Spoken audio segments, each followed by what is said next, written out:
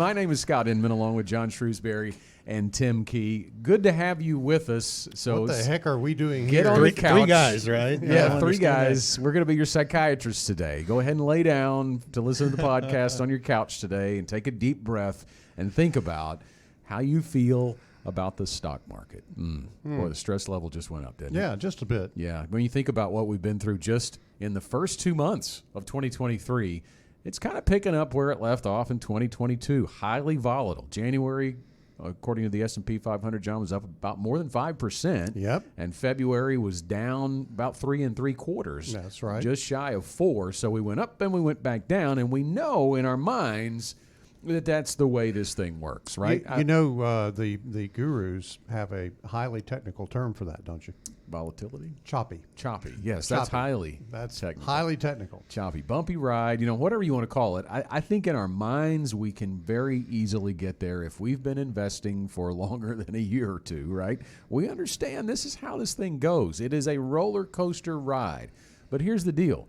It's easier to deal with it when it happened like it did in March of 2020 during the beginning of the COVID pandemic, right? We understood. Things were out of control. Things were happening in the country that we'd probably never seen in our lifetime. Our economy was shut down by the government. Yeah, the market went down 30%.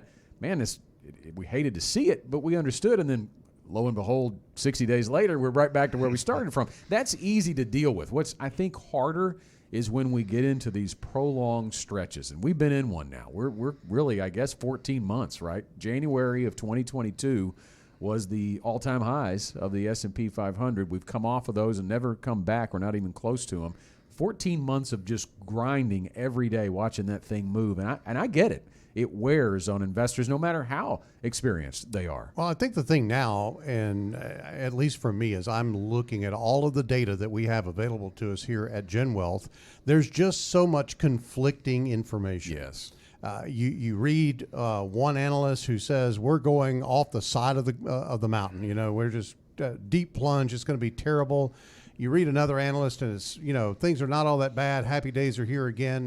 The market's doing what we would expect it to do in this, and so I can understand that.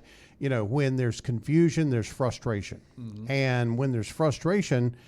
When it comes to your money, then that kind of raises, as you said, Scott, the tension level, if you will, and the stress goes up as far as your well-being is concerned, because all of this is really tied to your personal finances. Yeah, no one can really agree on which direction we are going to go. I think everyone says choppy, but are we going to go choppy higher, choppy lower? Where's it going to go between now, 6 months, 12 months from now?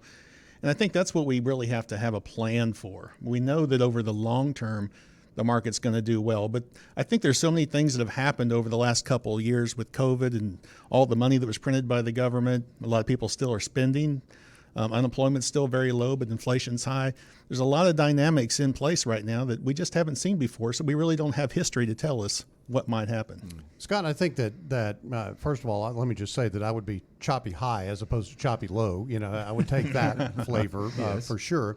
But I think where the rubber meets the road on this, and where people need to pay attention to what we're saying today, is that first of all, if you don't have a need to do something, then don't do it. Right. And volatility and the market going up and down, and by the way, feeling good is not a need. Right. Provision of money is a need. Yeah. But feeling good is not a need. You're not supposed to always feel good about investing, because investing is not always an upward trend. Yeah. Good investments do not always equal good feelings.